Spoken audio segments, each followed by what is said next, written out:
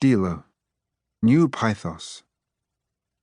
It's the eve of the long-awaited return, and I'm about to lose everything. Everything. That is what he's become for me, this boy who kneels beside me as I stare down my family, my court, as if I were alien to them.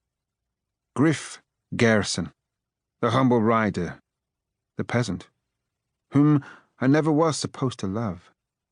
I look down at his damp curls, at the burns that glaze the muscles of his neck, and wish we were alone, so that I could kiss them one last time. I marvel at how steadily he holds his head. Does he not realize what is happening? "Why did you give it to him?" Lady Electra asks. My crime? I gave Griff Garrison the key to his muzzled, chained dragon, which he used to find Antigone, first rider of the Callipolan fleet, and turned spy against us. Tonight, Griff's crimes have been uncovered, even as our plan proceeds unfoiled. Ixion still sets out to bring Callipolis to its knees, with the help of a foreign princess and a promise of bread. I'm closer to returning to my home now than I've been in these 10 long years of exile. I should be glorying in our triumph. But all I can think is that the one I love is about to be dropped. The dragonborn exiles in this room look at me, look at him, and make their assumptions. They assume I was a love-struck fool, too smitten to ask what he did with that key. I was smitten. I am smitten. But I was never a fool. I didn't ask what he did with that key, but I knew. I let him. Why? That is the question that turns over and over, like sea-smooth stones knocking in my hand. Why did I enable this treachery? I've prepared for the long-awaited return to Callipolis, as eagerly as the rest of them. I long to go home. I feel the absence of the skyfish summer palace, like the ache of a missing limb. Still waking up, 10 years later, from dreams where I smell the Median wafting through sunlit marble halls, and hear the ghostly laugh of a mother the usurpers took from me.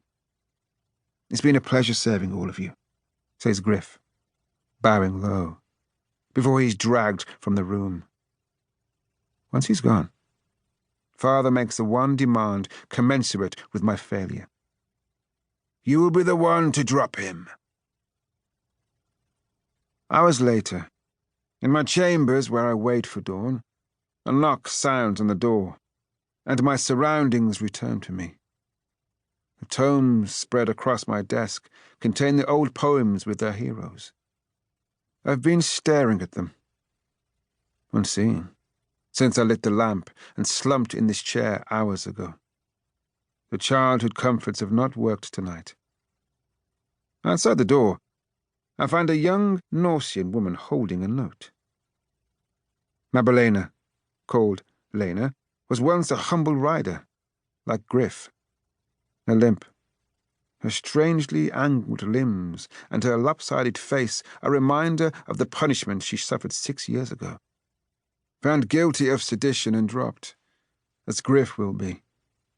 Though only an idiot would believe sweet, bumbling Mabelena capable of anything that they accused her of. She served in the citadel ever since. Her quarters are in the dungeons, in an unlocked cell. There's no point locking Lena in. She has nowhere left to go. For her, the drop was a life sentence of pain. For Griff, it will be an execution. A message from Lord Road, my lord. Road has written, "Do not despair so soon, brother. There are plenty more peasants to warm your bed." Moments like this, I strain to remember the childhood in which Road and I were friends. I look over the letter at Mabelena, who waits with eyes downcast, her face placid. her usual matted hair limp, as if a coarse brush had been recently forced through it. It's hard to believe, looking at this broken girl, that she ever rode on a dragon's back. The unasked questions shriveled on the vine years ago. Do they touch you? Do they hurt you? The same questions I learned not to ask Griff when Julia started summoning him and laughing about it afterward. What could I do with my knowledge? Nothing. And when nothing can be done, discretion is the last decency.